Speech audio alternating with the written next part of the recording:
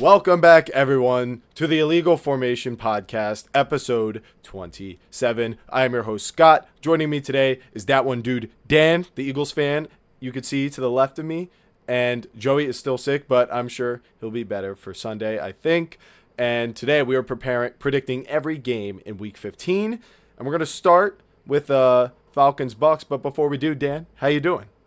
Bro, another day, another dollar, man. You know what I'm saying? We one day from Friday, one day from the weekend. It's gonna be a great time, baby. You know what I'm saying? John Cena's last fight this weekend. We got so much shit going on, man. Oh, yeah, and it is the calm before the storm as we have the last 4 weeks of the season upon us, and teams are starting to kind of button up and gear up for the playoffs, for seeding, and every game that is played for those teams is already a playoff game because so much is at stake. So things are about to get scary. We're going to see some upsets, I'm sure, that change things a lot over the course of these next 4 weeks, and I'm excited to get into it. And as we speak, there's Falcons Bucks right now. I haven't peeped a bit at this game, so just to get it on record, I think they're going to win 24-21. That would be Atlanta plus 3.5 and over 43.5. Kirk, he swept them last year, but I just don't think that trend's going to continue. Dan, what do you think? What's your score prediction?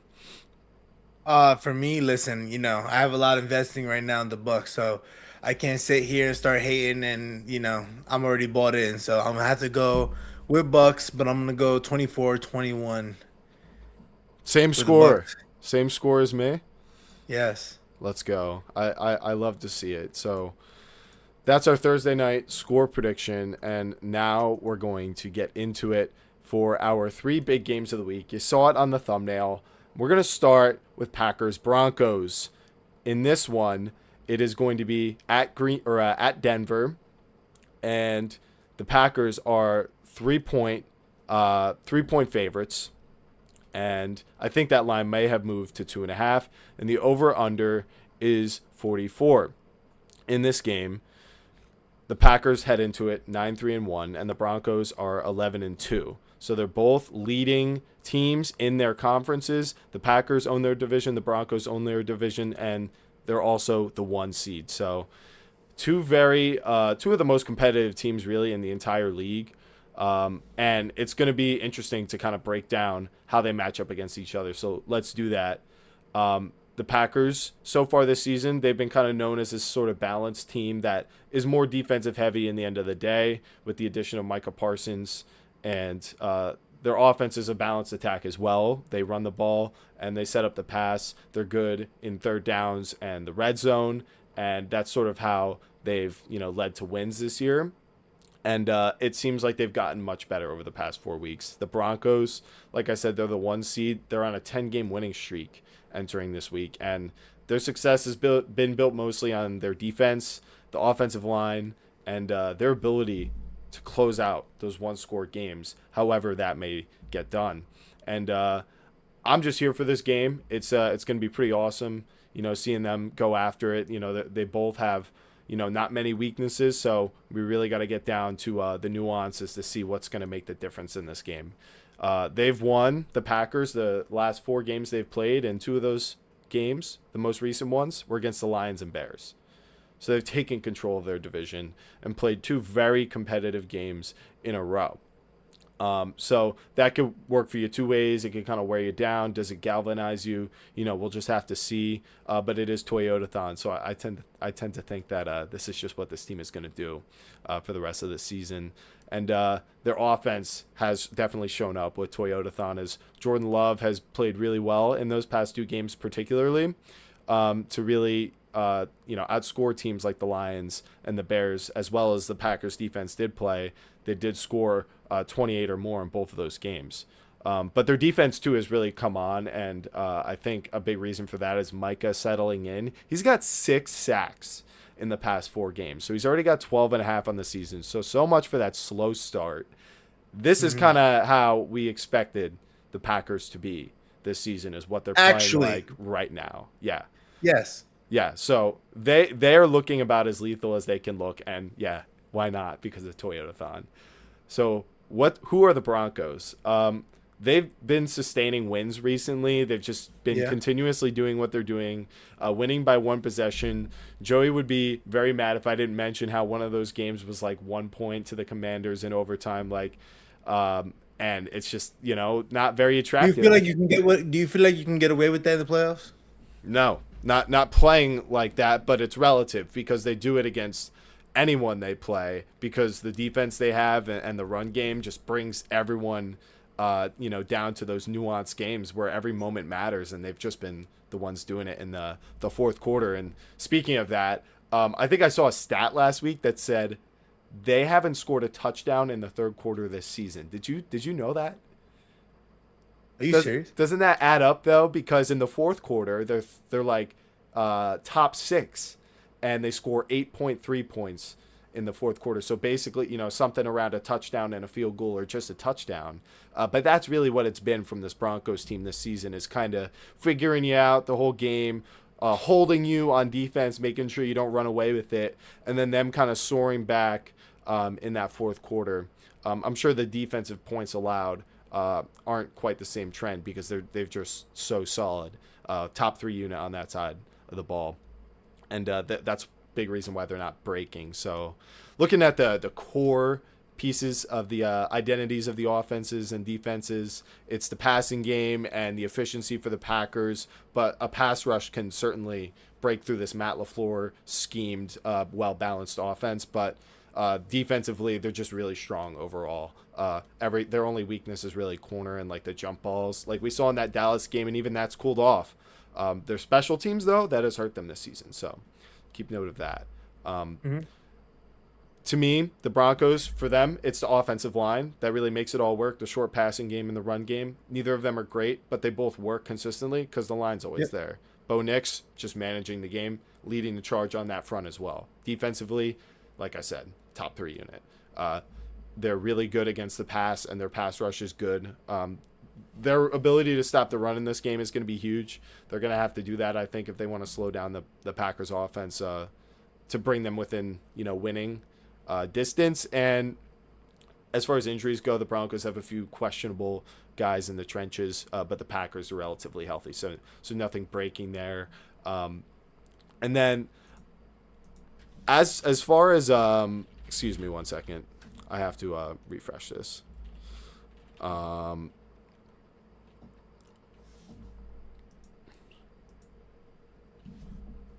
Okay, so for me, this one is really not as hard to predict as I thought it would be going into it, because this Packers team, they're actually even better in the fourth quarter than the Broncos are.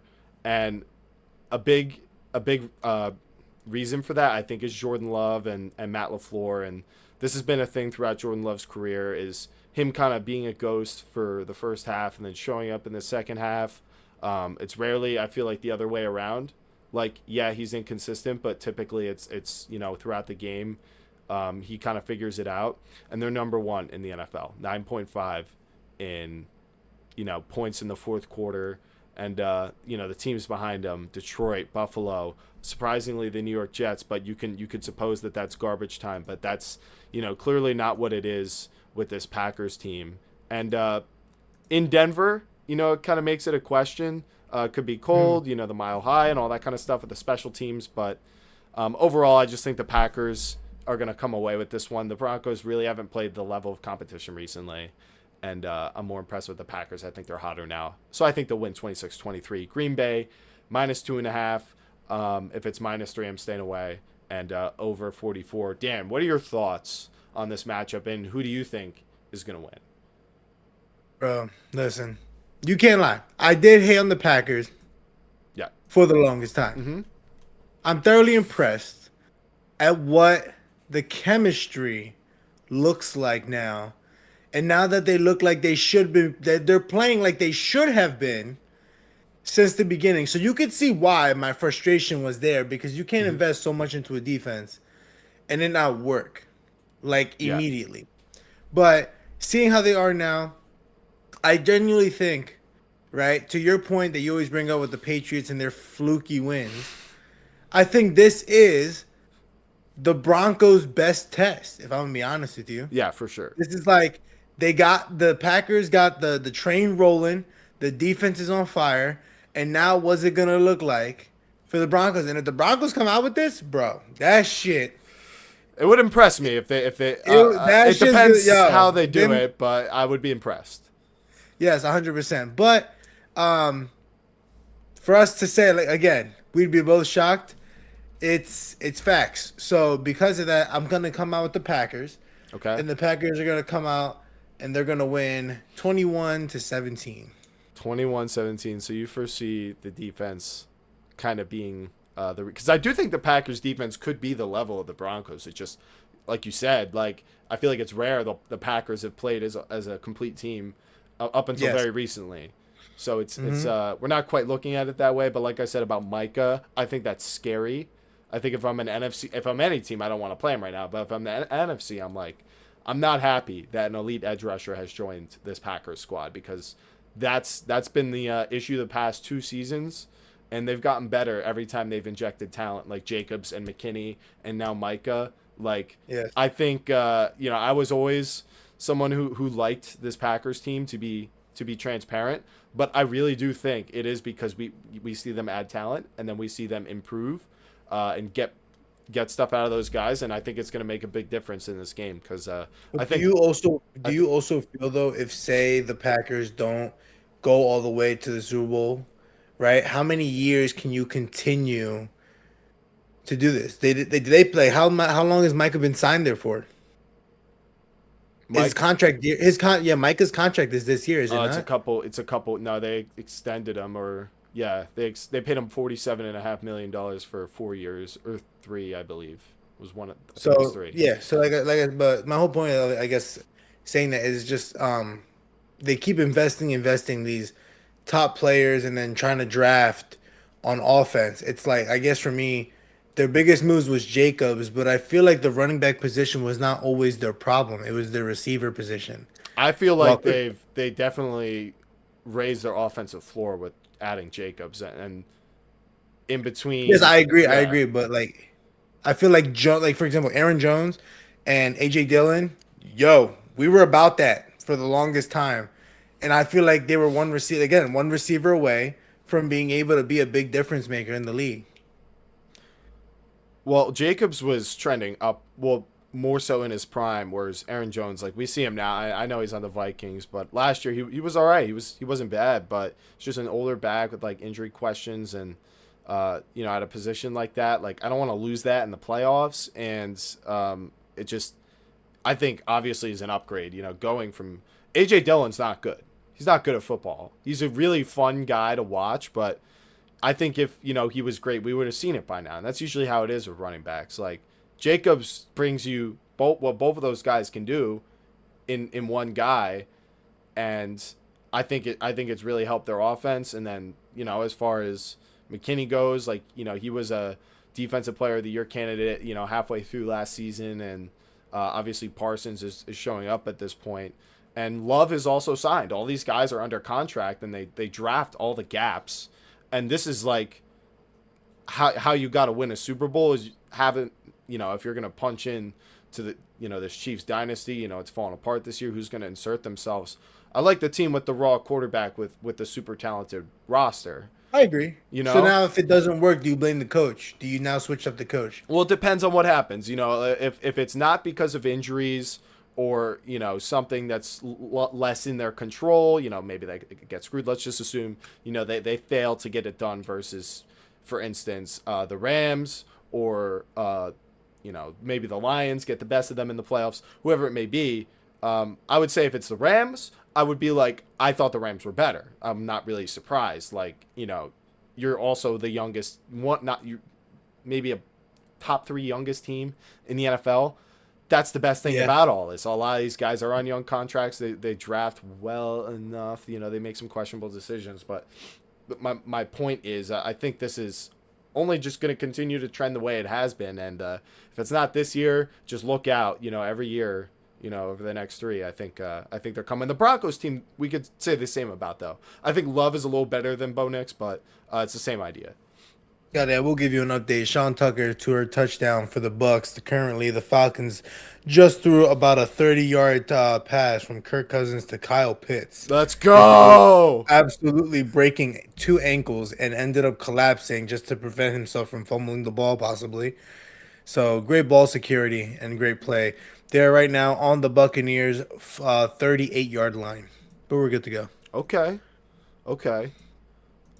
I like the Sean Tucker DraftKings touchdown Casino. because I picked him up in a couple sleeper leagues, a couple dynasties, but I'm not Mm-hmm. start. I don't think I'm starting him this week since Bucky has returned. So, do you want to break into your game now, Dan? In what is it? The Lions and the Rams. And guys, let me tell you something. Let me hit you with it, okay? 55.5 over under. 5.5 spread. The money line, of course, is looking more towards the Rams, as you could probably imagine. Mm-hmm. But the main thing that I love about this game is one, the drama behind it. That imagine when you say, I'm going to switch my quarterback and you send Matthew Stafford to the bright and shiny Rams, and you send the Yeah. number one overall pick to the Mm-hmm. deepest parts of freaking hell, bro, and he Yeah. rose from the He ashes helped them. He was a big and reason. absolutely brought this team into something special, bro. And which is why for me, right? While the Rams have been able to be fluid on offense, I think Puka and Devontae Adams they're going to be very adamant in this game. The reason why I say that, Scotty, is because both safety what was it Thomas Harper, Brian Branch, Kirby Joseph, they're still out for the game. Their left guard, Awosika, I think his name is, and then Khalif Raymond is going to be out this game as well. So it's like um, it's more for the defensive side of the ball. Of course, I would be more worried about. Um, just because, like, for people like Devontae and Puka, who big bodies that could take over the top, you want hard hitters like Kirby Joseph and Brian Mm-hmm. Branch who are going to be able to do that. So they're probably going to take that to their advantage. I would expect this game. I would expect that the Rams, once they notice that they're trying to spread the field, they're going to be able to adjust and do little dinks and dunks. Probably do a lot of the what's it called, the dump off guys like Kyron or Corum, and be able to run down the field all through the Lions. But like we said beforehand, the Lions have shown in the past that they're able to go far with their depth pieces and actually stay poised and control. And I give that credit 100% to Dan Campbell and his style of coaching. As far as the offensive side against the Rams side of the ball, the Rams are losing Darius Williams, and they're not going to have Tutu Atwell this game. So their speedster is going to be completely gone. And one of their corners are going to be gone. So hopefully, a lot of motions happen. I'm expecting JMO to most likely have a game. But I also wouldn't be shocked because Forbes Jr. is a very physical corner. So I expect Amon Ra to have a hard time either if he's getting pressed or, hey, if Forbes maybe coming in a little too like cocky, he might get burnt like he did with AJ Brown in the I, past. I So think he'll it's like probably get burnt. it's gonna be one of those two outcomes in my from what I'm thinking. And with that being the case, I'm gonna go and take the shocker and take the Lions to shock the Rams, Okay. and it's gonna be the over being 31-27. Okay. I don't see it too differently. I think the Lions offense is gonna find a way. I know I can, and I struggled with it, but ultimately I picked the Rams 31-30. So I'm like very much in the territory you're talking about. I think the Lions defense had the right mentality to take on the Cowboys offense, and although Dak and Stafford are similar quarterbacks, I don't think the offenses are quite Are like definitely not similar I at don't all think they're now. quite as dependent. I don't think their success is dependent on the same things. I think Dak, does a good job, kind of adjusting and audibling and finding his matchups. But I just think it's more sophisticated with the Rams and Puka. It's not his first year there. Uh, and I guess you could, sort of say Devontae is like Pickens.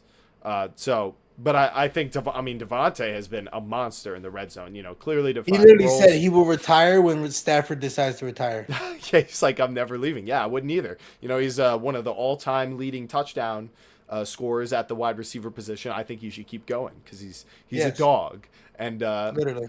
a top, if it wasn't for Julio Jones, AB, and Calvin Johnson, like he'd be like one of the best wide receivers of the past 20 years. But I agree. I think I don't think the Lions defense is gonna do enough in the fourth quarter and in the critical situations to stop this Rams team. It might happen once or twice, and this Rams team did lose to the Panthers, who also play hard on defense. But I just think the Rams are just going to be a little bit more dialed in.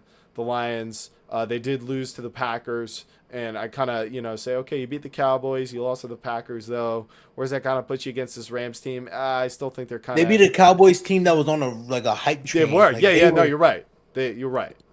And they went in there and completely stalled them. Yeah, and I think that's huge. I think that shows they could try to come in with that same mentality against this Rams team that we don't care who you are, we're coming to kick your ass. Like, that's what this Lions team has always been. So that's why I only have it as a 1-point victory by the Rams, because I would take Lions spread, and I would take the over, and I would just call it a day, and then maybe place a side bet if you want to hedge and just place a side bet on Rams money line. But gamble responsibly. It is what it is. Gamble responsibly always. Yeah, always gamble responsibly. Never gamble what you can afford to lose. Not sponsored by anything, but I'm telling you because I just want what's best. We're just good. We're just good. We're just good peoples. That's it. We just don't want that for anything. We care about our fans. Yeah, we care about our fans. So, yeah. All right. Now, we've discussed Packers, Broncos, Rams, Lions. Now it's time for Patriots and Bills. This is going to be at Foxborough, and this game has been highlighted on my mind for quite a long time, since really that first game against the Bills that this Patriots team had that really kind of sparked this season they had. Now that they're 11-2. And a lot of that vibe came from that game, prime time and all that stuff. And it's also been Mike Vrabel as the head coach proving, once again, he can make the best out of any situation, especially when it comes to culture. And this team plays cohesively. They play hard, and they know what they have in Drake May on the offensive side.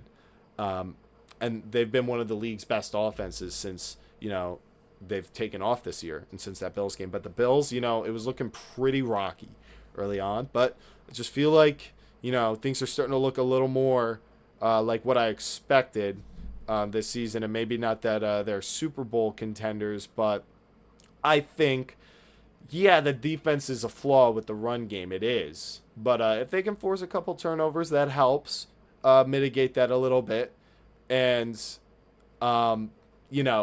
even though it might be something that kills them in the end, I don't think that means they should be, underdogs in this game. And they're not. They're actually favored to win this 1.5 points. There is a 49.5 point over-under. And like I said, this will be in Foxborough, outside, cold. It could potentially snow. But we saw this Bills team in snow last week look just fine on offense. So I've kind of described who these teams have been so far. The Patriots, their schedule is something I've kind of, poked fun at just because, outside of that Bills game when they weren't playing their best ball and that Bucs win that they had where that Bucs team wasn't playing their best ball, this Patriots team really hasn't beaten anyone. They had a pretty easy stretch in the middle of the season. Credit to them for winning all those games and Drake May developing the way he has, but it's just something that's just wait and see. I'm not saying I don't believe in the Patriots hype at all. Like, I understand where people are coming from, but I just hold my horses until I get confirmation on these sorts of things because we're wrong as, an NFL fandom all the time about this kind of stuff. Mm-hmm. I don't expect it to be the case with Drake May or this Patriots team long term, but this season, we'll see. We did have a Commanders team last year do something like this and make it further than this. But anyway, that's all long term. Let's talk about this game. So the Bills, They've now won 2 straight games. Like I said, just starting to look a little better. The offense was electric last week. Josh Allen looks like he's dialed in, and the run game too. James Cook, almost 100 yards, even on top of Allen's like 50-point fantasy performance.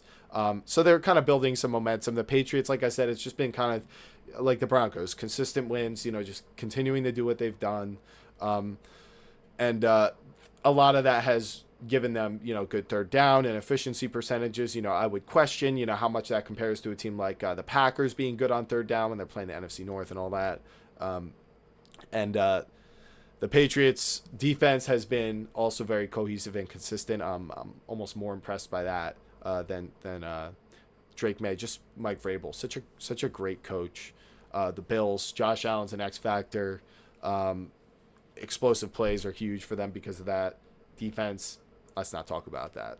I low-key think Mike Vrabel does not get the credit that this man be deserving, bro. He literally be covering all phases that you need to have as like a head coach, from the offense to the defense to the physical to the mental to the Yeah, like style of communication to your interactions with your players. Like, well, the thing that gets me about it though is that what's his face?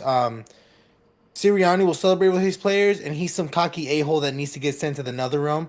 But then Mike Vrabel hits him with this celebration with Stephon Diggs, and everybody's like, "Oh, this guy is such a great coach!" yeah, Like, go home, bro.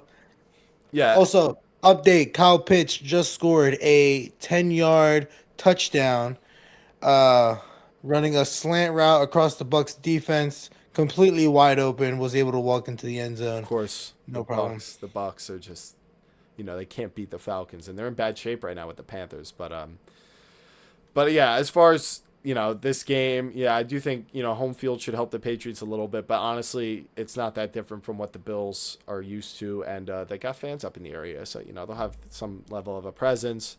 Christian Benford is questionable for the Bills, and then just a couple other guys, but it's nothing major. And then I really think this is going to come down once again to Drake May and Josh Allen making those plays on third down. Drake May continuing to prove that the efficiency is no joke, and then Josh Allen doing what he did last week, putting the team on his back, and then controlling the game at the end if they have the lead, not giving this Patriots team another chance. And oh yeah, something I wanted to say about Vrabel right before I give my prediction. Yeah, it does feel like Titans of those surprisingly good Titans teams with Derrick Henry and Ryan Tannehill. Obviously, they have a much better quarterback, which really makes you think. It might be legit even if we haven't seen it. That's why I still have them, in my top 4. But yeah, great coach. Does Derrick Henry and AJ Brown want to go back to the Patriots with Mike Vrabel? Like, I'd love to see it. I don't know about Henry, but yeah. I think they win the moment, and that makes it tough to pick against them. But I am going to pick the Bills to come away with it this time, 27-26. So the over/under is 55.5. I have it going a little bit under that. I think both teams are going to try to run the ball once again. Last time the score was 23-20. I would take the spread of probably whoever is favored. Of whoever's not favored, whoever the underdog is, if it's like even a 1.5, I'd probably just take the points in this one. It's still a really close call, but I just have a gut feeling the Bills are going to, they're going to try to re-cement themselves with a win here and redeem themselves from their early season struggles. Dan, what are your thoughts on this Bills-Patriots matchup, and what's your score prediction? I genuinely think the Bills are going to come into this game thinking like playing desperate football. Like they're going to play, which like you said beforehand, the offense was electric, but it was electric against a Bengals offense, and I cannot remember who they played the week beforehand. But to my point in saying that, it's this Patriots defense is coming off of a bye, and they're coming in hot. They're coming in rested, Yeah. relaxed, and I don't think that even though they were rested and relaxed, that they're coming into this playing rested and relaxed. They're playing. This is a chance that we could sweep the Bills, and the Bills are kind of playing like we're gonna do what Josh Allen loves to do, and he's like rack up 40 on them. But I feel like when, for example, they went into the Dolphin Stadium playing with that kind of mindset, because I saw how confident they were going into that game when I was watching it, and they were just playing really bad technical football. And I guess that's what my fear is going into this game is that Josh Allen's gonna play with that kind of feeling, especially coming off of the win that he just had against the Bengals in the snow. That now he's like, I'm back to Josh Allen, goes to Foxborough, and it might not be looking the same. Which is like I wouldn't blame him because hey, like it's hard to reciprocate that kind of stuff back to back in weeks. Um, so I'm gonna still go say the Patriots sweep the Bills this year, Okay. and that they're gonna come up, and it's gonna be 24-21 actually. 24-21. Okay, so very, very close score to the last one. Um, I want to bring up some other stats I failed to mention, if you don't mind. So, I was curious about Drake May because of, all the discussions we have about him. And I was thinking about the Broncos too because, I still have the Broncos ahead. And I was like, well, I just feel like this Patriots team, the schedule, and I just couldn't quite articulate, what it was about it that really rubbed me the wrong way, that made me not buy it, and that what made me not as concerned about the way the Broncos, wins have been questioned. I was thinking about fourth quarter comebacks and game-winning drives, something I've mentioned in the past to critique Jalen Hurts, and other quarterbacks and other teams. When people put these labels on them and try to, put them in a category of elite, I say, well, you got to do this. You got to have these fourth quarter comebacks and game-winning drives. They test your team. They galvanize them, especially when it goes right. The Broncos, and Bo Nix in particular, he has on his career 9 game-winning drives. That's pretty good. That's a pretty good start, and he's got 8 fourth quarter comebacks. So a lot of those fourth quarter comebacks are game-winning drives. Well, obviously, vice versa.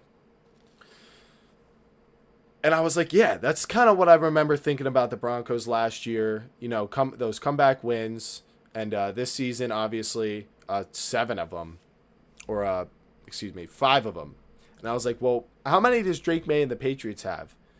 Drake May has 1 game-winning drive. He has no fourth quarter comebacks. So the games they've trailed, they've lost. And the game-winning drive was against this Bills team. So, yeah, it's definitely something that I was like, okay, that checks out. Because there's just something to me that's like, when a team or a quarterback has one of those fourth quarter comebacks or game-winning drives, that sticks. That sticks in your head. And I think it's for good reason. Because that's what we see in Super Bowls, playoff games, that gets you there. That's what I haven't seen from this Patriots team to make me so confident that I'm going to pick them to sweep. But like I did say, I do think this will still be a very close kind of coin flip game. I'm not asking you to repick. What's just your general idea about that kind of Broncos-Patriots kind of, comparison of how they've won in the fourth quarter comebacks and game-winning drives that this Patriots team doesn't have? I guess for me, right, like the defense, like for like your point always was the Patriots never played real competition so that they could really test how good they actually are. But then like they played the Bills and they were able to come out with that, Mm-hmm. and they didn't need to have that kind of comeback against them. So it's like while I feel as if for the Broncos you could say, hey, maybe the Broncos offense is not capable of producing like Drake May and the Patriots. That's why their defense has to try to keep fighting and fighting and fighting, but hey, it might not work. So then the Broncos have to always come back while Drake May just never puts his defense in a bad position. Yeah, and the stats reflect that in a sort of way because, like I mentioned, fourth quarter points in the fourth quarter, New England is tied for second to last at 4.7, and I don't believe that's because they can't do it. I think it's because they haven't had to, like you said, they've managed to Hmm. stay ahead.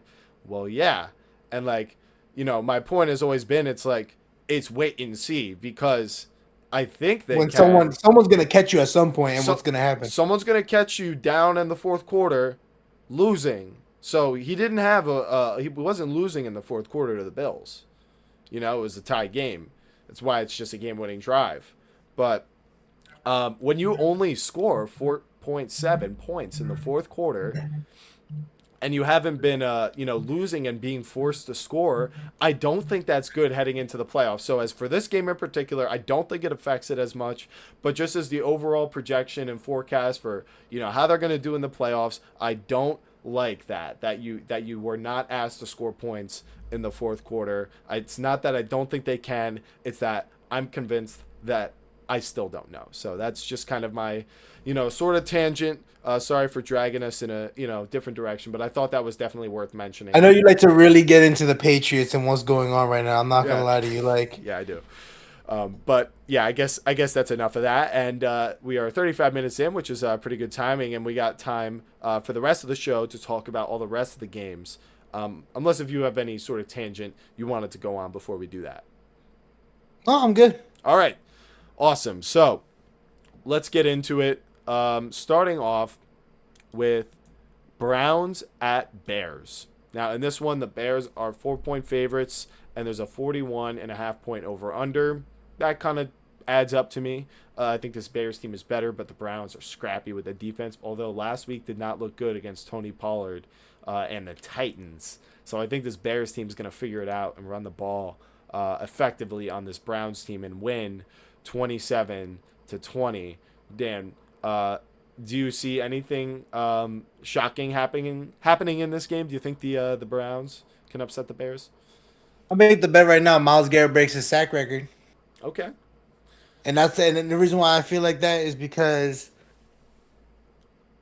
Shador, right? While I have expressed my feelings very strongly Yeah. about how I feel about him, right? Mm-hmm. This game, to me, will show me, is he a fighter or is he gonna lay on his back and get absolutely just trampled on? Because this offense is successful, and now they're going against the Browns defense. Cool. Now you're playing a pretty solid defense in the Bears. How are you going to perform? You know what I mean? How is it like? Because when they played the Niners, they only scored 8 points.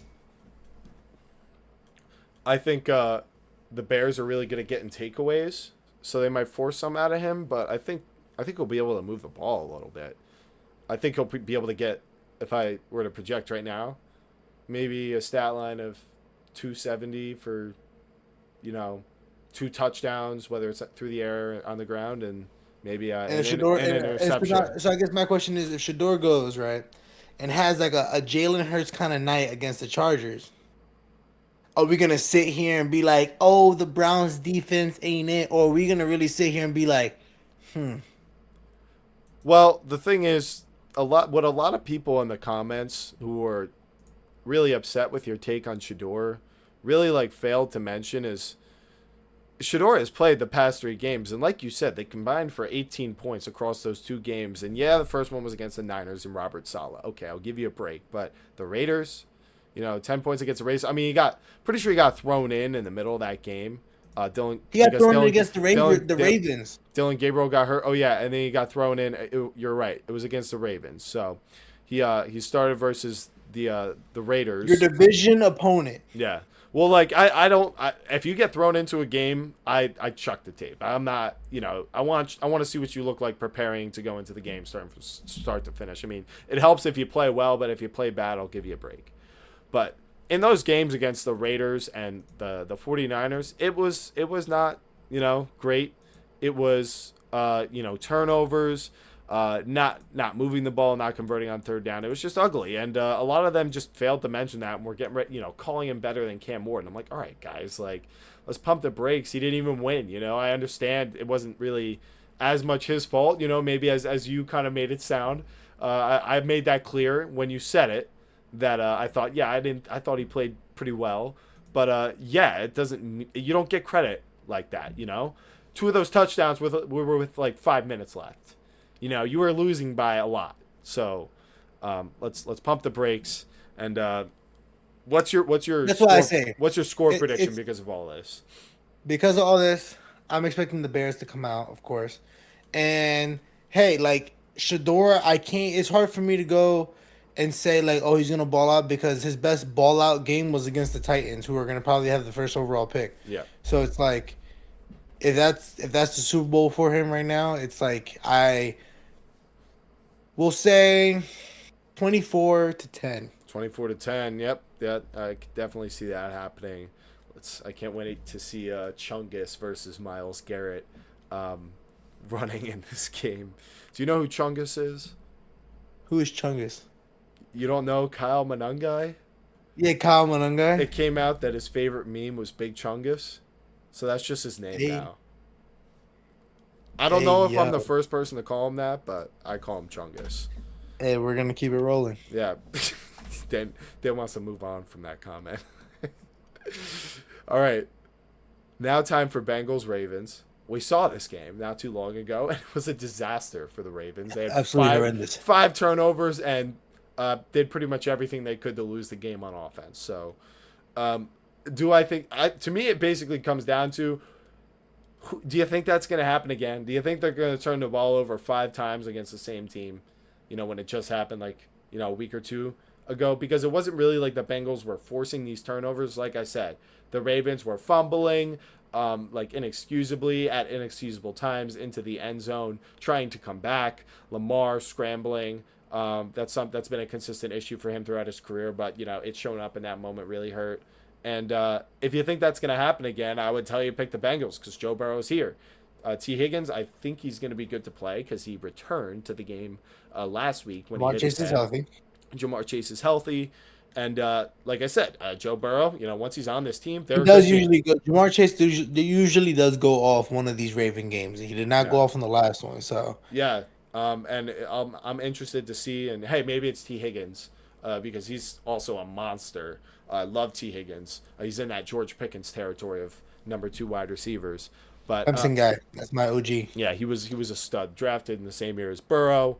Um, they love each other, but in this one, I just am not sure it's gonna go down the same way. I thought the Bengals, didn't really have to take too many risks in that game because the Ravens were just making all the mistakes. So I think the Ravens are going to be more tightened up this time. Henry in the run game. That was working in the last game. Then they fell behind. They had to abandon it. Probably shouldn't have. But I think in this game, they'll be able to hold on to it a little bit more, score points on offense, and win 28-24. Dan, what's your prediction for this game score-wise, and what are your thoughts? My thoughts. I'm expecting Jalen Ramsey, not Jalen Ramsey. What's it called? Jamar Chase. Thinking of Jamar Chase's In the child. Super Bowl? Yeah. Um, Okay. what was that? Yeah, give him a break. But Chase is sick. Jamar Chase, I'm expecting this dude to go for 2 touchdowns this week. Hopefully, I would really expect that. The Ravens either are gonna put up or shut up at this point. It's like the Ravens lose this game, like it's already we're almost basically saying Ravens are out of the playoffs, but they lose this game, they really are out of the playoffs. Yeah. So, They're really um, well. I mean, it comes down to really just them, but them in Pittsburgh. Really, they could make it at 8-9 if the Steelers are 7-10. oh yeah, but the Steelers keep losing. But I Yeah, think the Steelers schedule is like relatively easy going into the rest of the year. yeah, I Because think then that's they what play it the is. Ravens again at Pittsburgh, so we already know how the history and the stats have shown Yep, on that. yep. So, You're right. You're uh, right. It's very bad for them if they lose. Of course, I'm just playing 100%. devil's advocate. Yeah. So for me, I think the Ravens again have a rough start. I would hope if Derrick Henry doesn't get started, the Bengals are gonna come out with the win. Bengals are gonna come out and you saw how they were against Josh Allen, stopping him from running, stopping James Cook for a minute, but they let up. They did let They up. they let up. They let up in the They second let up half. tremendously, you know what I mean? But I don't think Lamar Jackson's gonna have the same comeback that Josh Allen did in the snow, you know what I mean? Well, yeah, So yeah. with that being the case, I'm gonna take the Bengals again, and I'm gonna take the Bengals 35-38. Okay. Massive shootout. It's just too little, too Massive late for this shootout. Ravens team. Kind of like that Week 1 matchup between the Bills. I'm a big fan of this Bengals team. I really like Joe Burrow and what he does. I'm definitely nervous that this Ravens defense won't be able to stop it. Um, but I think it's more about the Bengals. Their team's going to let them down too if this is a neutral game script, and I'm just kind of betting on it being them that it happens to this time. Kind of playing the plain old roulette, but yeah, it's kind of tough to say because if you told me what was going to happen on the first two drives, I'd be able to give you a much better answer, just like most people. But you understand, in this game especially, it's all about how it starts. Don't you agree? Exactly. Yeah. Yeah. All right. Let's move on to the next game. Cardinals at Texans. The Texans are 9.5-point favorites. Over under is 44.5. Yeah, this Cardinals team is just allergic to winning, really. They are very attracted to staying in games, but they are very allergic to finishing them. And this Texans team, as of recently, I've moved them to my number 6 spot in my top 10. I really like this defense. And Brissett has just been able to kind of pass in the second half against pretty much every team he plays, or even push some teams to actually give him a scare. But yeah, I just don't know if it's going to happen against his defense. Marv banged up. Is he even going to play? Michael Wilson's great, but you got Derek Stingley. I don't think he's Derek Stingley good. And I don't know if his timing with Jacoby Brissett, the mind meld between these two, the unexpected mind meld that has, made many fantasy people's season much more flourishing. Yes. I don't know that it's going to work in this game. And without all the other stuff they've been missing this year, like James Conner, it's just like, I don't think they're going to win this game. I think the Texans are going to win 25-17. I picked a really wacky score because that's just how these two teams really seem. They're going to play each other. And I'm not taking Houston 9.5. It's too many points in a potential low-scoring game. And the Cardinals keep it close, and they tend to cover. So I will take the They always seem to be close, which is what throws me off about these damn Cardinals, bro. Yeah. Really confusing team. A lot like the Giants, actually, in many ways. They've got some things to hang their hat on, but overall, they just have not been able to finish games, and it's, not usually the offense that's the reason. But, the defense has its moments too. But what is your, did you give a score prediction on this game? I have not yet, but let me, I guess, give my rundown. For me, I think it depends on if Harrison plays. If Harrison plays, it's going to be an interesting game, personally. If they go to draft a quarterback, if they don't think Brissett's the guy, which definitely not, but they go in to draft a quarterback and they try out with Harrison. Personally, right, with Kyler being gone this year, which I have some personal thoughts about where I think Kyler should go, but hey. Where? Unless you want to keep it a secret. I'll keep it a secret. Okay. Continue.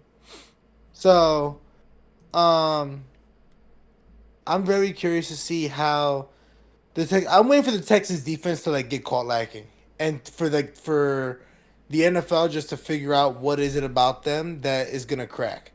You know what I mean? And for some reason, I think the Cardinals are gonna not find the full answer, but they're gonna find something, because the Cardinals just throw shit at the wall, I feel like, and see what sticks. And this is the kind of team you need to kind of figure out, hey, you need a plan. Yeah. You know what I mean? We're you know what, guys? We need a plan to be able to figure this shit out. You always do, but there's some games where you especially need it. Yes. So, I'm curious to see. But, give me the Texans still coming out. And they're probably going to dominate, low-key. I think they're going to absolutely maim them. Okay. So, I'm going 28-7. Do you see a Jacoby Brissett? I love Jacoby Brissett, but I just think he's gonna get cracked in this game. Hunter or Will Anderson, bro. Dude, scary stuff. Let's move on to the next game. And this one could get scary too. Jets at Jaguars. I think Justin Fields is gonna play, because Tyrod Taylor's hurt, and that's who they benched Justin Fields for, and it's just man. Things were not looking. Bro, it's this is just worst case scenario. What are we doing? Yeah, I like Fields, but it's just not going to work here on the Jets. All right. I did see a post that was Jalen Hurts is like Justin Fields. The only difference is Jalen Hurts is on a team with a bunch of Ferraris. Mm-hmm. Yeah, and I remember going back to 2022 when I forget who went on ESPN or whatever, and really actually brought up. He said if Justin Fields was on the Eagles, he would have every bit the same amount of success as Jalen Hurts.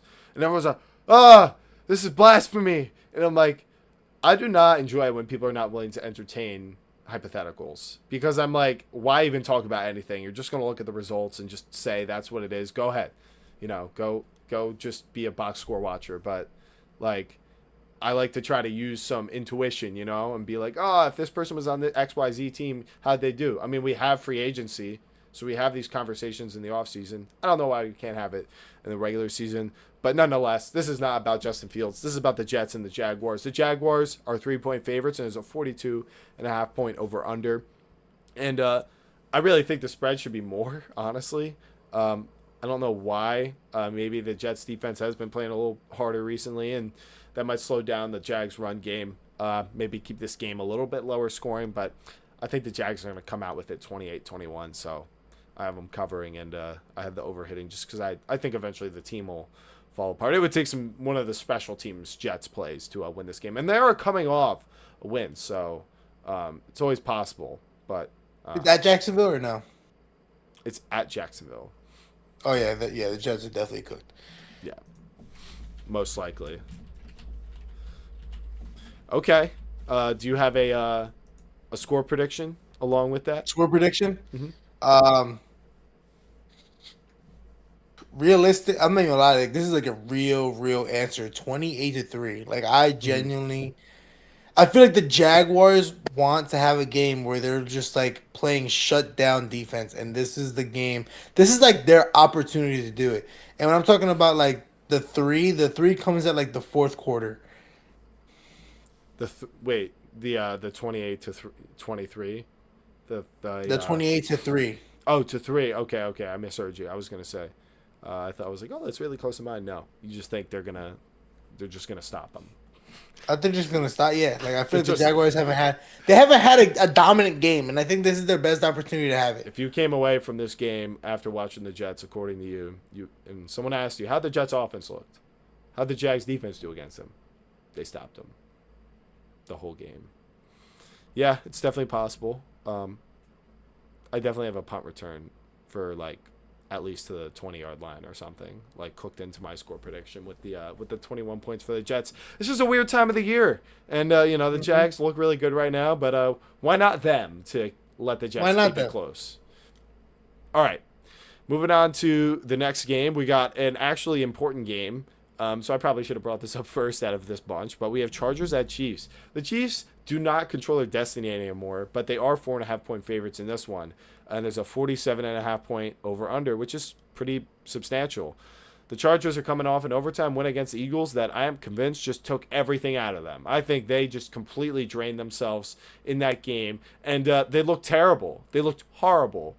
Anything you could say about Jalen Hurts and the Eagles, you could say about this Chargers team because they gave it back to him not quite as two less times, but the level of anemic offense, reliant on just running backs and yards after catch, can't block, can't throw the ball downfield because of that. Like this Chargers team is just hanging on as even though they're like 9-4, it's like I feel like they're hanging on by a fingernail. Like the fact that they won that game was one of the most insane endings we've seen. I just don't think it's going to happen again, especially against this Chiefs team that I think played a better team last week in the Texans. I don't even have the Chargers on my top 10 list. I think the Texans are a lot better. Hmm. And the Texans handled them, and they handled this offense. But a lot of it was the Chiefs dropping passes. Maybe they had gator arms and thought they were going to get cracked every time they were about to catch the ball. But I don't think it's going to be quite the same versus Chargers defense. I think the Chiefs are going to pull away with this one, 23-22, or excuse me, 26-24. So that is going to be the over, and that is going to be Chargers plus 4.5. So I would have the Chargers covering 4.5 is kind of a lot. Line might have moved. I pulled these spreads from Wednesday, but yeah, I think the Chiefs they're gonna be able to come away with this one, even though it might be close. Dan, what are your thoughts on this Chiefs Chargers matchup, and what is your score prediction? This dude Justin Herbert be holding his left hand because man, That whole game. When I saw him, Dean run over Hampton, and then this bull just tucked it into his right arm, and just his left arm was just sitting there dangling. It's bro, this Chief defense is gonna take advantage of that so horrifically. It's like not even gonna be funny. People are gonna be And mad. I know, Scotty, I feel like this is gonna be the game that you're gonna eat up to talk to Joey about. Oh, look at the Chiefs and how they played against the Chargers. It's like they're like the guy. How do I say? I forgot that SpongeBob meme. You know the SpongeBob meme where it's like the guy with all the bandages, he's like my leg, all that shit in Made between. glass Like, bones and paper skin. yeah, basically, like that's the Chargers right now. Like they are literally, Yeah. like the all jacked up, like bumps and bruises, everything, just one eye completely sealed shut, and they're Hmm. like, we're still going, and it's like this Chiefs team's gonna try to absolutely like basically make a statement like that. That's what I feel like this game's gonna be for them to be like, we're still the Chiefs, we're still solid. You know, the Chiefs always have a game against the Chargers at least once a year. Kelsey always goes for 3 touchdowns, but Kelsey's not the same, so I don't know who's gonna ball out like that this year. But in saying that, I think the Chiefs got a lot of great film for this week, and I think this is what's going to allow them to come out with a 28-14 win against Mm. the Chargers. Very significant defeat Yeah. for the Chargers. I feel like it's Yes. due. I'm not projecting that. I think they're gonna scratch and claw and just miss, but I could see it falling apart because of the offensive line and all the injuries. So Hmm. I definitely could see that. Let's move on to a not quite as consequential game in terms of the playoffs, but if we look at the NFL draft order, this is very consequential. We got Giants, Commanders. This game is between a 2-11 Giants team that currently hold the first overall pick. They have the same record as the Raiders and Titans, but they got the easiest strength of schedule compared to them. And then the Commanders are a 3-10 team that, again, got Jaden Daniels hurt after throwing him out there. And he's going to miss this game. So it'll be Mariota, but he was banged up. And this team is a disaster. They got the 6th overall pick.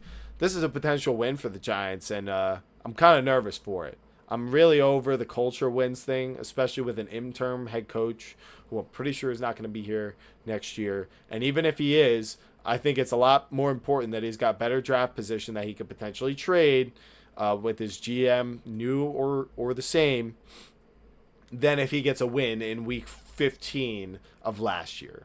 Okay? I don't think a lot of the players are going to attach much to this year, and they're going to look at next year as a very new year. So, yes. Boo's walking again. Yep, he's walking again. It's all about what's going to happen next year. Neighbors, he's on the road to recovery. It's I'm not interested in winning at this point in the season. I want the number 1 overall pick, and I want to trade it for a haul and secure the future. But, it's tough to say. But realistically, the Giants should win this game purely because Jackson Dart is going to be playing. If the Giants do win, they would become looks like 6th overall pick. And then depending on whatever else happens from there, that's really unfortunate win right there. That's potentially like 3 first-round picks for 1 win. All right, so I just want to reiterate that. And this Commanders team might also have the same idea in mind.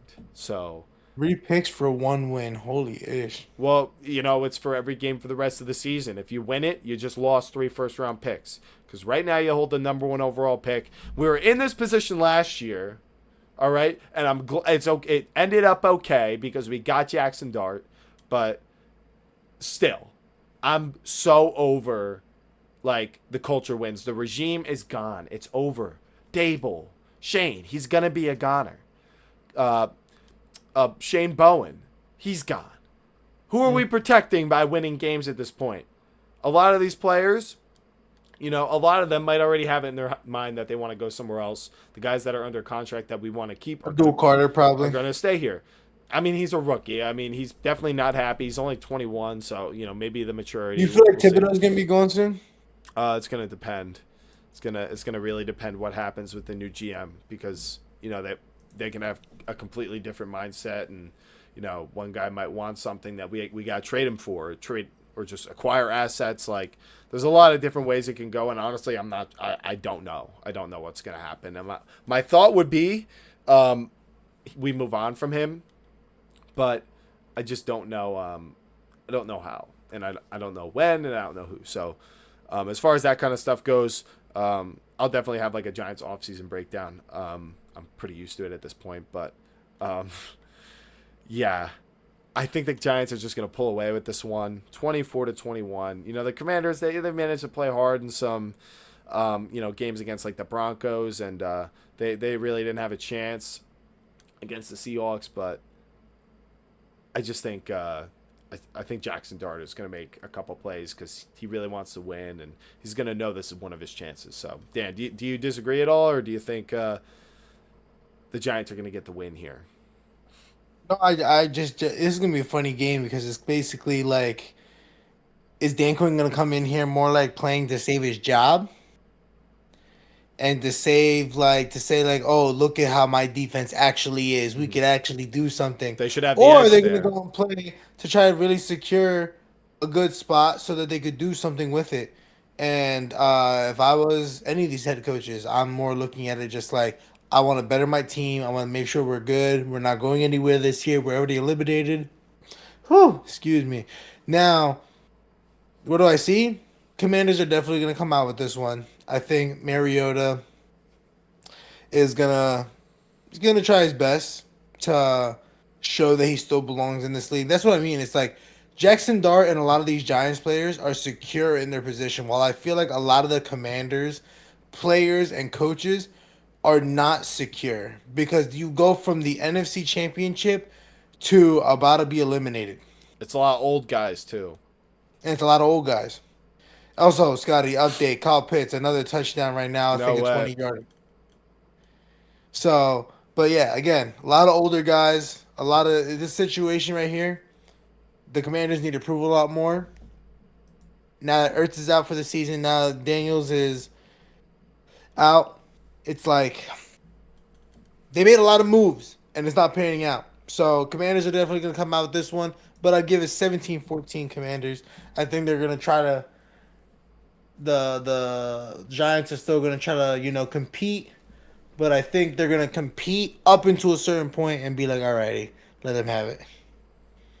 Interesting. And who knows what's going to happen in this game? So I'm not going to say it's not going to happen, even though I think the Giants' offense will do a little better. You just don't know at this point in the season. You're never as right as you think you are. All right. And speaking of that, let's move on to a game that has me very excited. Eagles at Raiders. Eagles are 3.5 point 3-point favorites, and there's a 46.5 point over under. Eagles on a 3-game losing streak. Um, you know, It's a long time I've heard that. yeah, I think there's no way it continues against this team. I think they're going to win 24-17. Um, Maybe Genti can run the ball against the Eagles defense. I just don't see the path to success for the Raiders compared to the other three teams. The Eagles played some, at least good teams, to be fair to them in that 3-game stretch. So um, I give them the benefit of the doubt here that they're gonna get right in this game. So I'm pretty sure Lane Johnson also returns, so it should definitely help. Dan, obviously this is your team. What are your thoughts? Is there anything different from what I said? No, I'm pretty similar on the same page as you. The only thing for me that I see, I'm curious to see not the defensive side of the chemistry, but it's the offensive side of the chemistry. Jalen has been late on his throws, like AJ Brown dropping balls, Devontae Smith not being used as much, Saquon with the what's it called, not getting back to the line of scrimmage. It's You see a lot of little nuances that really stack up into a Yeah, game, which really leads you to being behind. So my whole point to this game now is watching, are those nuances fixed? And it doesn't matter whether it's fixed against the Raiders because they need to be there when you play the Packers, the Lions, the Rams, the what's it called, the Bucks possibly. It's like these teams need to be ready. This team needs to be ready for it, and I just think they need a confidence boost, and that's what I think they're going to use against Las Vegas. Yeah, and I think that's what it is. Building confidence. This is a game you should win, and you also play the Commanders twice in these last 4 weeks, so should be a softer landing for the Eagles heading into the playoffs. I don't know that means they'll be ready, but they can kind of tighten things up and figure some things out and get healthy. Mm-hmm. So yeah, I think there's no way they lose this game, right? For sure. Unless if it's 2023, but I got to stop myself because they lost extremely surprising games that season too, and I've been calling it 2023, so I might as well stick to my guns. What do you think, Dan? I'm picking them to win, but they're gonna. I'm gonna pick them to lose at least one of those Commanders games. I do pick the Birds as well to win, and I see it being 21-14 probably. Yeah, low scoring, but Scoring, yeah. smothering their offense. Mm-hmm. All right, and then the last game is Saints Panthers, and the Panthers are 1-point favorites. They beat the Rams. In case you forgot, I know the Saints. But the Saints I thought beat them. Beat who? The Panthers, the first time around. Oh yeah, you're right. This is the second matchup between these two teams.